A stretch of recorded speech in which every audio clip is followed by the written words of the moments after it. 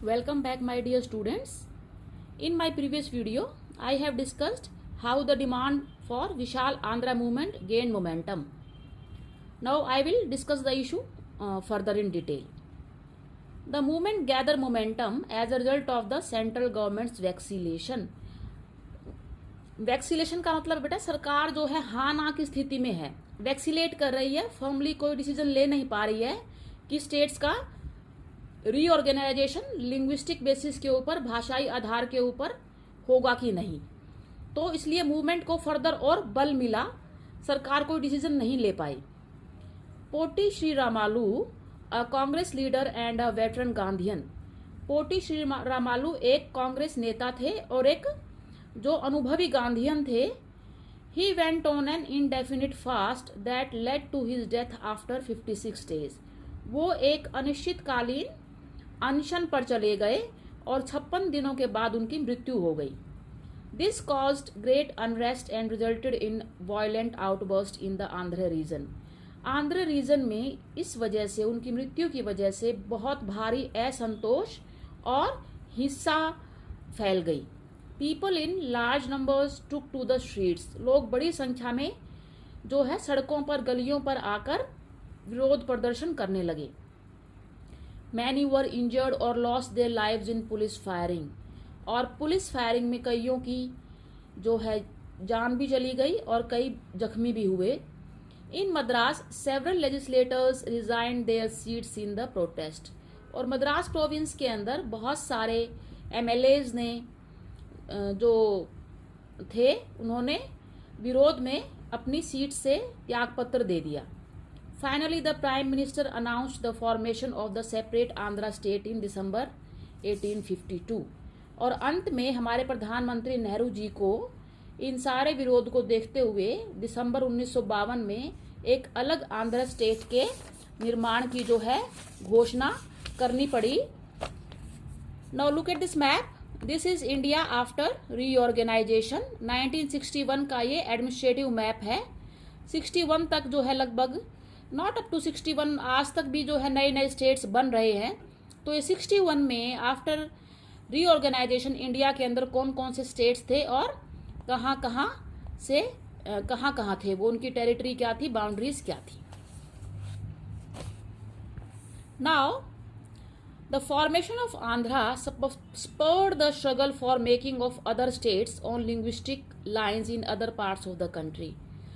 अब आंध्र प्रदेश बन गया है, पहला राज्य बना है भाषाई आधार पर, लिंग्विस्टिक बेसिस पर, first state to be formed. इसको जो है इस मूवमेंट की वजह से देश के बाकी हिस्सों में भी अलग अलग स्टेट्स के निर्माण की, फॉर्मेशन की जो है मांग उठने लगी। These struggles forced the central government into appointing a state reorganization commission in 1953. इन सारे संघर्षों को देखते हुए सरकार मजबूर हो गई, विवश हो गई कि 1953 में जो है राज्यों के पुनर्गठन के लिए कमीशन बनाना पड़ा उनको। And it to look into the question of redrawing the boundaries of the states, कि अब स्टेट्स की बाउंड्री को दोबारा से ड्रॉ करना है, उनका पुनर्गठन करना है। ये कैसे किया जाए, इसके लिए स्टेट रीऑर्गेनाइजेशन कमीशन जो है 1953 में बनाया गया। The commission in its report accepted that the boundaries of the state should reflect the boundaries of different languages. पूरी स्टडी करने के बाद कमीशन ने एक रिपोर्ट दी और ये स्वीकार किया कि अब स्टेट की जो दोबारा से जो बाउंड्रीज बनेंगी, सीमाएं बनेंगी राज्यों की, ये भाषाई आधार पर ही बनेंगी और जो है देश के अंदर जितनी भाषाएं हैं उनकी बाउंड्रीज को रिफ्लेक्ट करेंगी, मतलब they will be formed on the basis of language. On the basis of its report the state reorganisation act was passed in 1956। और इसके लिए एक कानून बनाया गया कि किस तरह से स्टेट्स का रीऑर्गेनाइजेशन होगा 1956 में। इसको राज्य पुनर्गठन अधिनियम के नाम से जाना जाता है। And this led to the creation of 14 states and 6 union territories. और उसके बाद इसी एक्ट के तहत 14 स्टेट्स और 6 यूनियन टेरिटरीज का जो है निर्माण हुआ। ये बॉक्स में पोटी श्री रामालू के बारे में दिया गया है। On the stamp his picture has been shown. He was a Gandhian worker और जो मेन जो उनके बारे में सबसे जो इम्पोर्टेंट पॉइंट है, वैसे तो उनके काफ़ी सारे जो है कंट्रीब्यूशन दिया गया है, जैसे कि he left government jobs to participate in salt satyagraha, नमक सत्याग्रह में भागीदारी के लिए सरकारी नौकरी छोड़ दी। इंडिविजुअल सत्याग्रह में, व्यक्तिगत सत्याग्रह में भाग लिया। 46 में उन्होंने ये डिमांड की कि मद्रास प्रोविंस के जो मंदिर हैं वो दलित्स के लिए खोल दिए जाएं। इसके लिए वो अनशन पर भी गए।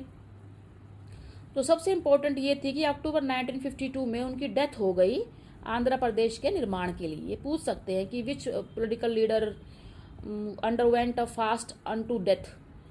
ही वॉज पोट्टी श्रीरामालू, और इनका जिक्र 8th क्लास में भी आता है आपकी हिस्ट्री की इंडियन नेशनल मूवमेंट वाली टेक्स्ट बुक के अंदर। तो बॉक्सेज आर वेरी इंपॉर्टेंट। इसमें हमारे जो इम्पोर्टेंट पर्सनैलिटीज हैं, फ्रीडम फाइटर्स हैं, उनके कॉन्ट्रीब्यूशन के बारे में दिया गया है। तो within the boxes also questions are asked, specially MCQs are asked.